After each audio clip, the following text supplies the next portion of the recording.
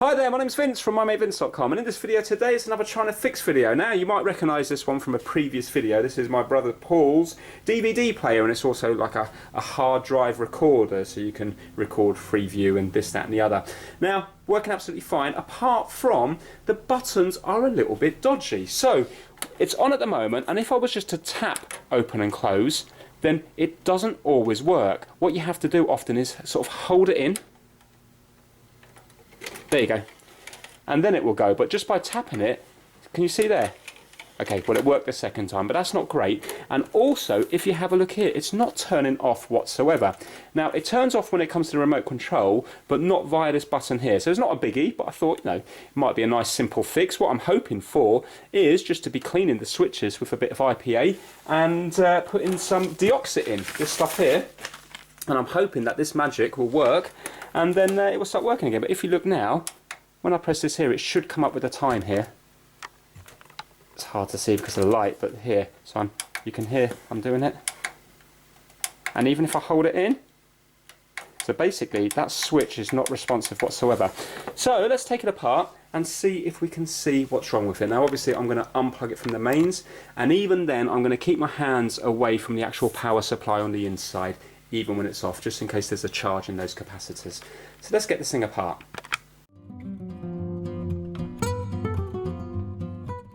Right, okay, so I can already see the switch. Can you have a look down in here? You can just see that the switch is there. So when you press this button here, it just presses down that little lever, and there's a little micro switch there. And I can also see the eject one is just over. This one's harder to see. This one's like a front-facing one. So I think what I'm going to try to do is actually take this front plate off if I can. So I'm just going to ease that off there. It looks like there's a load of clips holding it in place. So let's see if it will just come off. Maybe I need it to do eject beforehand or something. I think it's coming. Problem is, as I take them off, other ones are popping back on again. Here we go. This will expose them then. There we go, lovely. Right, I think the problem here is just going to be dust, because I can see quite a lot of dust around the place. So there you go, you can see the switch there, and also here, and they're covered in dust. So I am going to get my Hoover, and I'm going to clean out the dust from this area, and then I'm going to clean out the switches. Now there's always a bit of an argument about whether you can use a Hoover or not.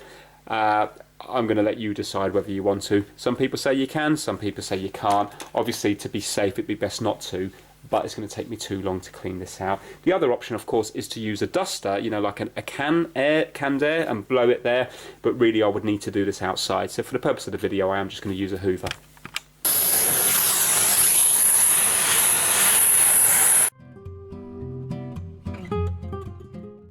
So that's had a nice Hoover out now. So what I'm going to do is I'm going to put de-oxit on the switch here, and I thought this was the switch here, but it's not. This is the IR thing, isn't it? This is like the receiver, but you can see all the switches underneath here. So while I'm here, I'm going to put de-oxit on all of the switches, because if dust has got into one or two of them, maybe the others are going to be failing pretty soon. So that's what I'm going to work on now, and I'm just going to be putting them in and just constantly pressing the button just to try to work it in there.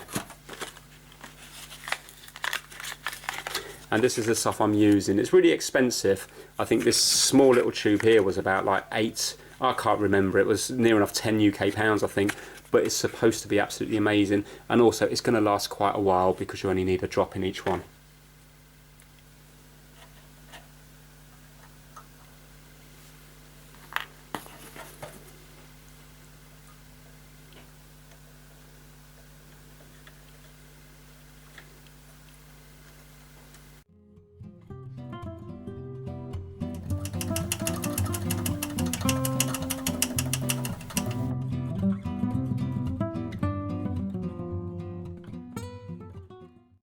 What I'm going to do now is I'm going to plug the power back into it, but I'm going to make sure I keep my hand away from this corner here, because obviously there's 240 volts coming in, and I'm just going to be turning it on and off a couple of times and press the eject button just to see if it's going to work. It's all turned back on now. Let's see if this turns it on and off. Excellent. Right, it says please wait. So it did something while before it didn't do anything. Bye. There you go. It's working. Result. Okay, so now, we'll zoom out a little bit. There you go, it's gone back to the time. Obviously the time's incorrect at the moment because it's been turned off. Now let's see if it works. Perfect. I mean, it could be when I put the front cover on, there might be a slight misalignment, but it was definitely making the click.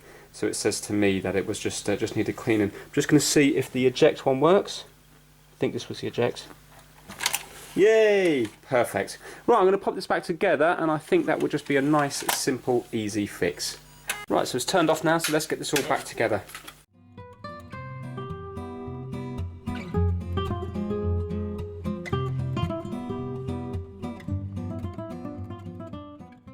Plugged it in again, so I'll wait until it's fully booted itself up, and then we'll see if the buttons are working this time.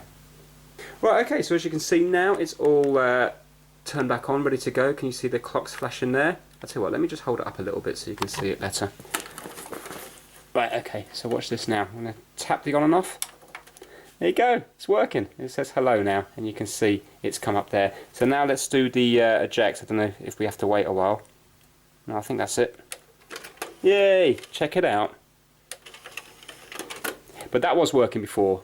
You just had to hit it ever so slightly hard, but now the on and off wasn't doing anything before, and it's definitely working now. So if you look there, it says A3, and now it will say please wait. So 100% that's working now. So what a nice, easy fix. Some people might have even thrown that away if they were to lose their remote control, for example, because then they wouldn't have been able to turn it on.